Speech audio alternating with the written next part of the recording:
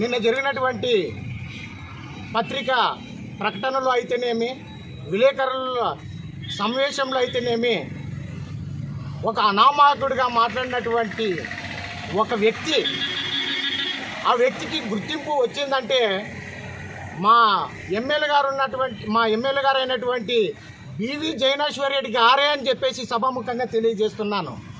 అయ్యా, మీరు మాట్లాడుతున్నారే, మీరు మాట్లాడే ప్రతి మాటకు కాలం చెల్లుబాటు చెబుతుంది. మీకు ఎందుకు ఈ విషయాన్ని నేను గుర్తు చేస్తున్నానంటే,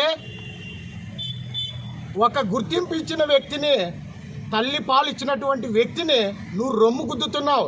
జాగ్రత్త, నోరు అదుపులో పెట్టుకొని మాట్లాడితే మంచిది. లేకపోతే మటుకు తగిన పరిణామాలు మీరు చూస్తారు. ఖచ్చితంగా అవి ఏమనేది మేము కూడా చేస్తాము.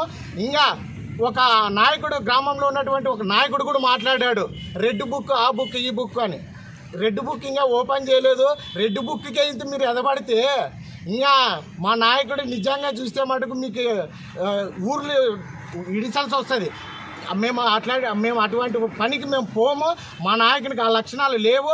మా ఎమ్మెల్యే గారు అయితేనేమి, మా జాతీయ నాయకులు చంద్రబాబు నాయుడు గారు, ముఖ్యమంత్రి గారు అయితేనేమి, ఏవైతే డాక్టర్ బాబాసాహెబ్ అంబేద్కర్ గారు రచించినటువంటి రాజ్యాంగం ఏ విధంగా అయితే ఉంటుందో ఆ విధంగా నడుచుకోవాలని చెప్పేసి ప్రతి నాయకునికి, ప్రతి కార్యకర్తకి, ప్రతి ఎమ్మెల్యే గారికి, ప్రతి మంత్రికి కూడా మా ముఖ్యమంత్రి గారు ఆదేశాలు ఇస్తున్నారు. మా ఎమ్మెల్యే గారు అయితేనేమి, మా మంత్రులు గారు అయితేనేమి, మాకు ఉన్నటువంటి నాయకులు కూడా మేము రాజ్యాంగం బట్టి మేము ముందుకు వెళుతున్నాము. వారి మాటలు తూచా తప్పకుండా మేమందరం వాటి ఆధారంగానే మేము మాట్లాడడం కూడా జరుగుతుంది. మిమ్మల్ని మాట్లాడాలంటే ఒక్క మాటలో కిందికి పడేయగలం, కానీ మాకు వద్దు. మీకు తెలిసిండాలా మేలు ఎవరికి జరిగింది, కీడు ఎవరికి చేశారు. మేము టీడీపీలో ఉన్నప్పటికీ మా భూములను మీరు చేయలేదా? వైసీపీ నాయకులకు మీకు తెలియదా?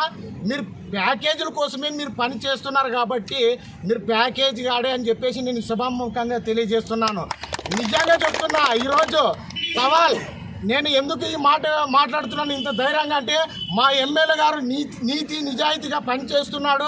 ఆ నీతి నిజాయితీ కోసమే గురు రాఘవేంద్ర ప్రాజెక్ట్ ఈరోజు ప్రతి ఎకరాకి నీళ్ళు ఇచ్చి ప్రతి రైతు కంట్లో సంతోషాన్ని, వాళ్ళ యొక్క ముఖాల్లో సంతోషాన్ని వెలిపుచ్చుతున్నాడంటే దానికి ఒక గురు రాఘవేంద్ర ప్రాజెక్ట్ తెచ్చినటువంటి ఘనత ఒక బీవీ కుటుంబానికే చెల్లుతుందని చెప్పేసి ముఖ్యంగా తెలియజేస్తున్నాను. అయ్యా, అదేవిధంగా ఆలహరి గ్రామంలో ఉన్నటువంటి ల్యాండ్ సీలింగ్ భూములను మీరు మా సార్ ఆ రోజు నీకు గుర్తింపు వచ్చిందంటే చాలామంది నాయకులు నీకు ఆ పోస్టు ఎల్ఎల్సి డైరెక్టర్ పోస్ట్ ఇస్తుంటే చాలామంది అబ్జెక్షన్ చేశారు. ఆయన నీ మీద విశ్వాసం పెట్టి నీకు ఒక పదవి కట్టి పెడితే ఈరోజు మా సార్నే మీరు విమర్శిస్తారా? ఇది ఎంతవరకు సమంజసం? నోరు అదుపులో పెట్టుకోండి. మీకు సబ్జెక్ట్ అస్సలకి లేదు. మీరు సబ్జెక్ట్ ఉందని చెప్పేసి మీరు అనుకుంటున్నారు, కానీ మీ దగ్గర ఎటువంటి సబ్జెక్ట్ లేదు, మీ నాయకుల దగ్గర లేదు.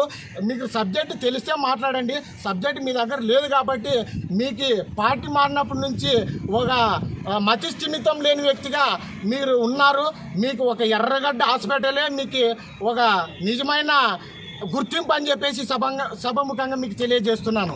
Okay, thank you.